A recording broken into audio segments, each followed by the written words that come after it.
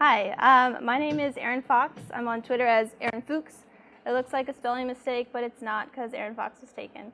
So I'm here to talk about learning React Native as a junior engineer.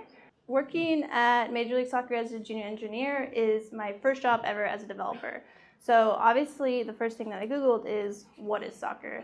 Because I had no idea. I probably played every other sport but soccer before. So I was equally confused as this soccer player was about what soccer is and how it works and how am I ever going to know about soccer, to being a new engineer on the team, not knowing where the bathrooms are, like where's this code, where's this file, how do I put this picture in. So overall, it was just a very confusing experience. So that's what I'm going to talk about today and kind of loop in React Native. So the three things I'm going to go over are the basics of React Native, tips and tools that we use on my team, and some team stuff that have really pulled everything all together. And I've been so privileged to be able to work, all I know is JavaScript and React Native. I've only done that for about a year now, so I don't know all the answers to everything, but I know the most about React Native. So what is React Native? I think it's important to ask that question because if you ask it and you have to explain it, that means you probably kind of know what it's about. So it lets you build mobile apps in JavaScript and React. So we have an iOS app and an Android app, but we did it together. We just built up a brand new mobile app at Major League Soccer in React Native, and it just came out this May. So it was awesome to be a part of that whole experience from the beginning all the way to the end till it was released in the App Store. So overall, what you really need to know about React Native is you know React and you need to know JavaScript. I like to compare it to React and React Native because it's just, to see the similarities is really awesome because it's so similar. If you highlight it here. So in React Native, you have a view. In React, you have a div. React Native, you have text. In React, you have a header or an H1 tag or a P tag or a span tag. So very, very similar. The major difference is when it's rendering to the DOM, but I'm not going to get too into that.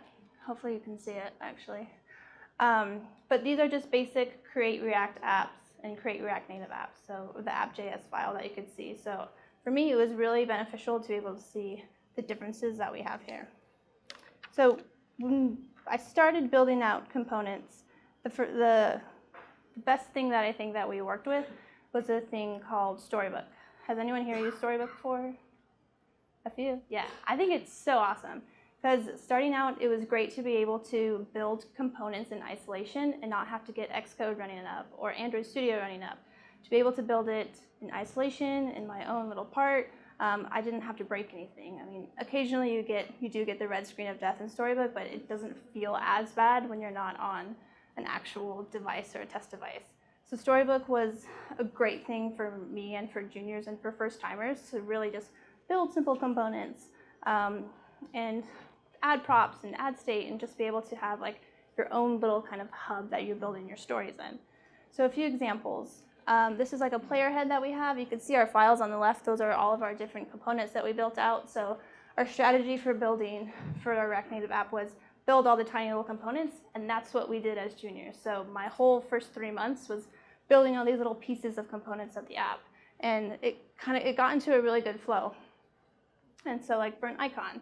And then once all of these little tiny components were done, we were able to import them to the app to be able to see oh yeah, that's my button that it took me a couple days to figure out, or oh, that's my player head that's showing up all over the app. So Storybook made it easier for a transition into before you get into Xcode and Android Studio. So Storybook was a big win for us.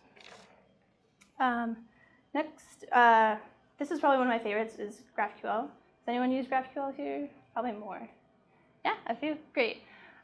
So we use GraphQL, and I thought it was awesome for juniors to know because we didn't have to exactly learn the APIs fully. We didn't really have to fully understand what was going on, and with our time frame of how fast we were building the app, we were able to just do command space and see all of the data that was available for GraphQL from our APIs. So if those of you who don't know much about GraphQL, it's basically a replacement for REST APIs. It's a query-based language for your syntax-based TypeScript. So it was really great as a junior to work with GraphQL because you didn't have to know the API, and it's just all your information is there set for you. And we got to use graphical, and this is an example of just a simple match query. Again, this is like a whole other thing outside of the app, so we didn't have to go and put our query directly into the app. We're able to test out our queries in graphical. Some people call it graphical, so might sound different. But it was great to be able to have this in isolation and test out the queries and make sure they actually worked before we copied the query and put it into our code base. So obviously I didn't do all of this like on my own, just like the first couple of months. A big thing that we did was pair programming. I can't stress enough about how much I love pair programming, because it's just great to have like a wingman with you or a wingwoman with you, and you learn a lot. So the first like months we programmed together, and I can't tell you how many times someone was trying to explain me a situation, or I was trying to explain to them what I was working on, where it was like, oh, now I get what I'm supposed to be doing. So they're kind of just like your rubber duck sometimes, where you just figure it out when you say it out loud. And also pairing with lead or senior devs, it was really great for them to be able to explain it.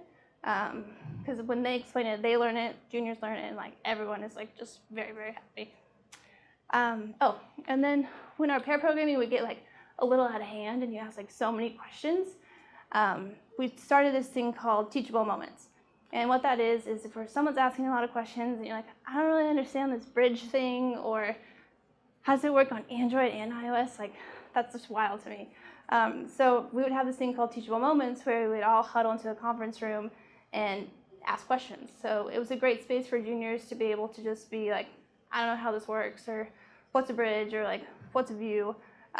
So it's great to be able to have that environment where it's just a safe space to ask questions. Some examples that we had is we're working with Brightcove for a video player. This is just some notes. It's probably not correct, so don't pay too much attention to it if it's, yeah. But this is kind of how it went. We grab a whiteboard, write stuff out, trying to figure out what's going on, and to be able to have the different levels of engineers in there really helped like everybody learn. And for a junior, again, it's great to just be in that environment to be able to like learn what's going on. Another example, GraphQL. So this teachable moment was actually at lunch. You can notice like the fork is our happy server, and these hot sauce ketchup packets that look like they're from Taco Bell are APIs, and like jars that are databases. I just didn't understand what GraphQL was, and I learned a lot by example and metaphors and similes and things explained simply. So our whole lunch table was often turned into random things trying to figure out what they were. So teachable moments happen a lot at MLS, and super grateful for them, especially for juniors, because you learn a lot at those. So in the end, I think learning React Native is a great starting part for juniors to get into, because as long as you know React and you know JavaScript, that's all you really need to do. Create your React Native app and you're good to go. So there's a lot of tools out there like Storybook, GraphQL, that make it easier to transition into React Native instead of just full diving into the code base. So whether you're really confused about soccer or becoming a junior dev, you finally learn React Native and you rock it and you have fun. So that's all I got for you.